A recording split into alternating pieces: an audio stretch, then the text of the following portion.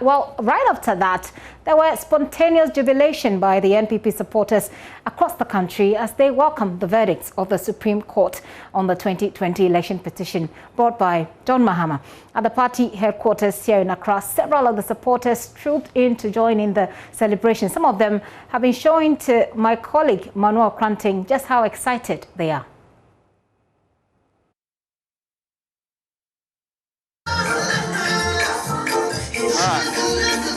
I'm sorry.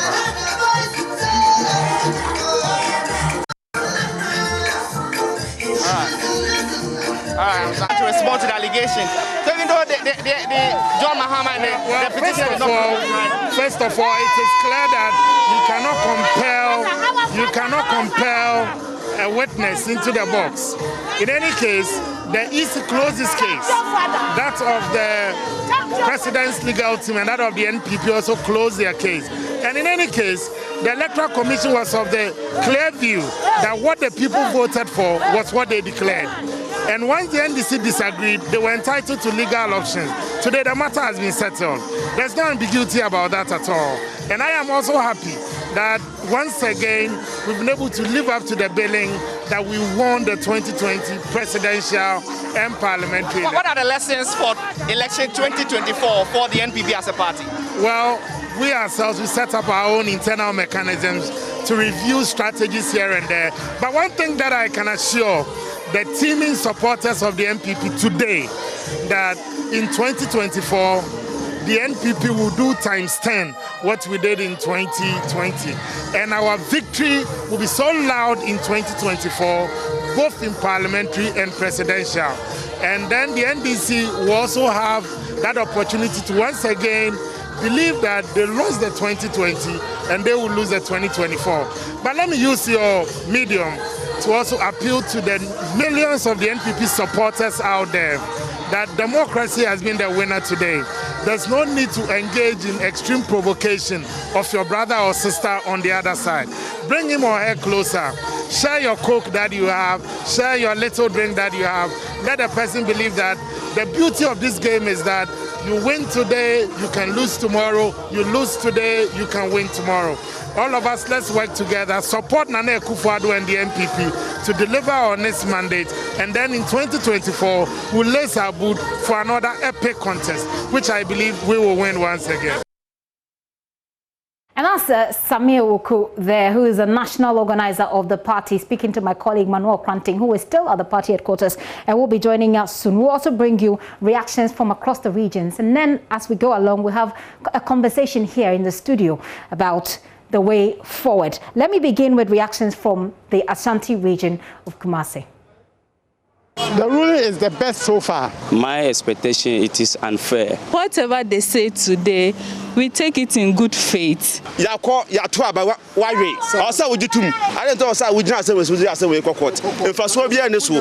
on the streets of Kumasi, the verdict of the Supreme Court has been received with pockets of arguments on the streets.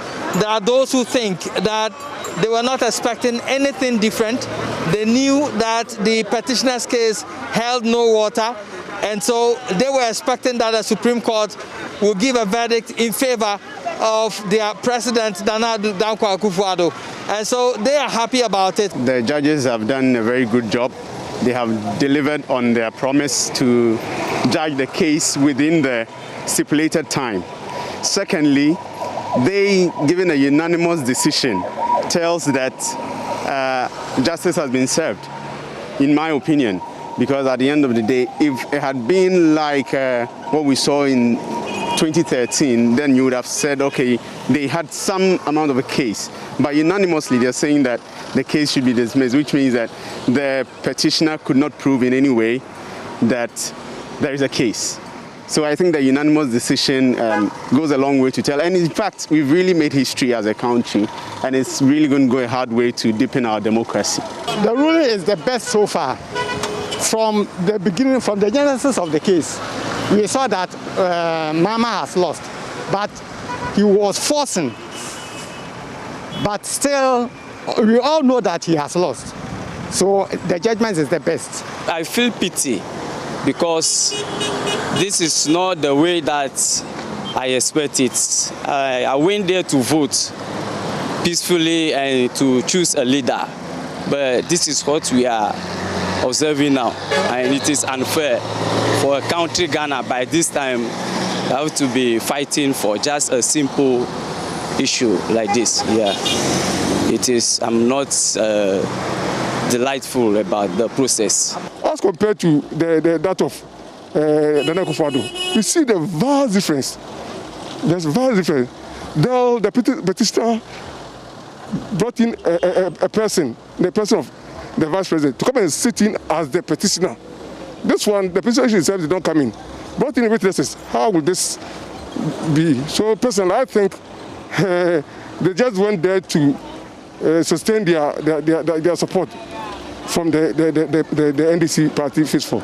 They are the highest people in Ghana here that when we have a problem, when we go to them, they are the last hope for us. So whatever they say today, we take it in good faith. On the other hand, there are people with a school of thought that they were expecting the Supreme Court to erase any doubt in the mind of Ghanaians by allowing the Electoral Commission boss to mount the dock and be cross-examined to remove any doubt from the minds of people. In fact, it would have been very prudent to have forced the EC chair into the box just to clear the public doubt. However, based on the legal deliberations, the defendant felt that you, the petitioner, have not been able to substantiate your claim, and therefore there is nothing to defend. EC chair is a witness to the Electoral Commission as a body. So you can depend on her witness to do your case. And then you are saying you win. They're saying that he who alleges must prove. You allege that none of the aspirants had 50+1. And therefore, you should prove it. Personally, you should prove it through your evidences that you sent to court. If you fail to do this, you don't force the EC, who is someone's witness, the chair, EC chair, someone's witness, to come and do a case for you. Sometimes they just decide not to do what people are expecting. That is very, very unfair. Yes, that aspect, I dislike it at all. 4 years is just around the corner.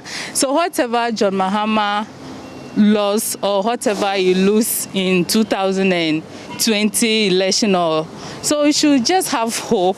And we pray to God that 4 years coming, whatever vote that we are going to do, I pray to God that we should have peace. Now, Ghana is peace now. Now you know what we have in Ghana right now. The COVID-19 is killing us. So, and adding this problem to our problem right now, it will give us headache. So I beg to John Mahama, please, not lose faith. So far there's life, there is hope. And kudos to our president, Excellency Nana Dankwa. I give her all the best. And 4 years, I pray to Almighty God that I should give her strength and hope to lead us for another 4 years. Reporting for JoyNews, Erastus Asaridonko, Kumasi. Well, you heard that woman talk there. It's good to end on a female note, because even in court, of course, the affirmative action conversation arose. But I want to take you to the Volta region. You've heard from the Asante region. What are people saying in the Volta region? Ivy Setsoji has been speaking to some of them. Seriously, if you ask me, I think it's expected. I am not saying it's a desirable one if you ask me, but if you ask me if it's expected, I think a lot of people will say, yeah. All right, my take on the verdict, it's not much different from the onset, the thoughts I have about the whole process. As they've mentioned, the petitioner didn't have a strong case from the beginning, so I wasn't expecting anything different from the verdict today, so that's what I can say. Some reactions, apologies for that poor quality in that sound. I want to take you to the NPP headquarters right now. My colleague Manuel Kranting is standing by. Hello, Manuel. Manuel, a short while ago there was a press conference. Bring us highlights of the press conference. What message? Gifty, I can hear you. Yes, a short while ago there was a press conference. Give us highlights of this press conference and wrap it up for us with the other reactions so far.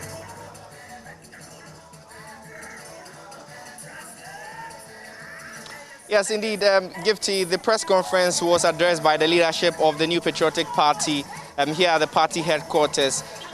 Key amongst the leadership, of course, the chairman of the party, the national chairman, Freddie Blay. We also had the general secretary, John Buedu, speak, and then the national organizer, Mr. Sami Ewuku. All of these people spoke, and they spoke to the end of one thing, that indeed the Supreme Court's verdict this morning has emphasized and reaffirmed the position that the NPP has been expressing all this while, and making the point that they had worked tirelessly for the victory that they had secured, as was so declared by the chairperson of the Electoral Commission on 9th December.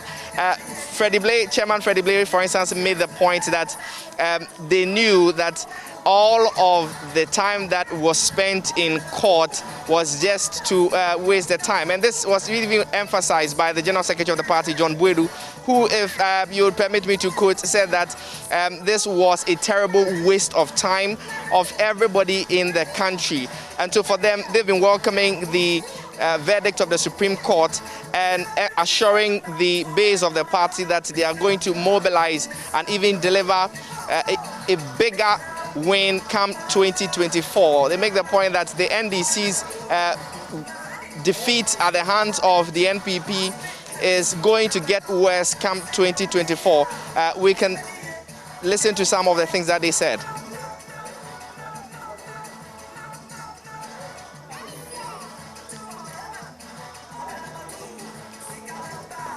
Yeah, Manuel, we'll listen to them subsequently. Do tell us what has been happening after that particular press conference so far at the party headquarters. We know that President Akufo-Addo will be meeting his legal team. The petitioner, John Dramani Mahama, will also be making an address all at 5 o'clock, we're told. What is happening right now at the headquarters?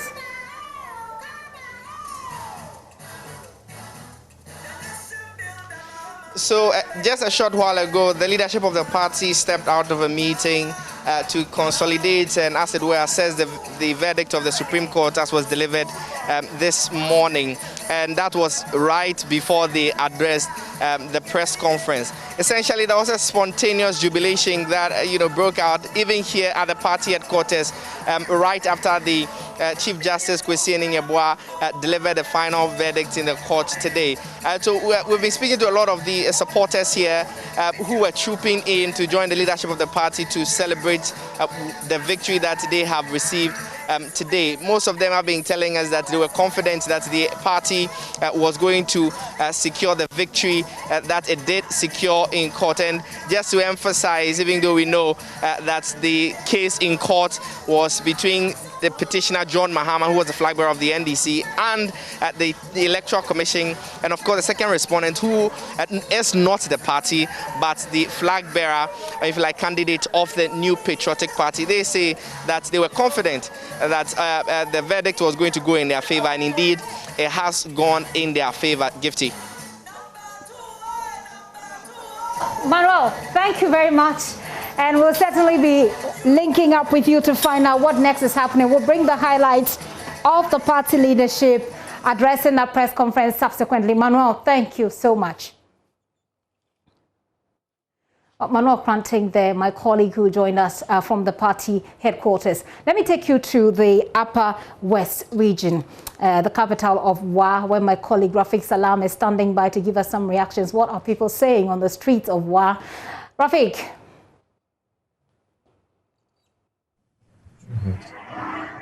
Hello, Gifty. Right, Rafik. Do tell us what people are saying on the back of this verdict. Gifty, unlike what transpired in 2013, where there was a lot of enthusiasm, where lots of people viewed their TV set to listen to the judgment, this one is completely different, where people are going about their normal duties until the verdict was delivered. And so it's also not different. And people seem not to be to be perturbed about what is really going on at the Supreme Court. I tried to speak to some few people, especially NDC supporters. They are saying that yes, they didn't expect anything different to come from the judges of the Supreme Court, and for them, they think that for some of them, they think that for them, they think that as God, the ultimate judgment is with God Himself, and though they are disappointed about the ruling that has been given. I also attempted to speak to some members of the NPP. They are also saying that for them, they think that they had a case, but I think that what they have achieved today at the Supreme Court is a party victory for the party. Well, Rafiq, very interesting thoughts there. I'm sure that subsequently we'll hear some of them speak to us. Is there anything else that our viewers ought to know at this point in terms of what's happening up north? Otherwise, we'll end it there. What they really want, as for the judgment that has been delivered by the Supreme Court, but what they want is that they want the rapid and speed development of the region. So they think that now that the judgment has been delivered, they think the government will go on with their activities, with their programs, with their policies.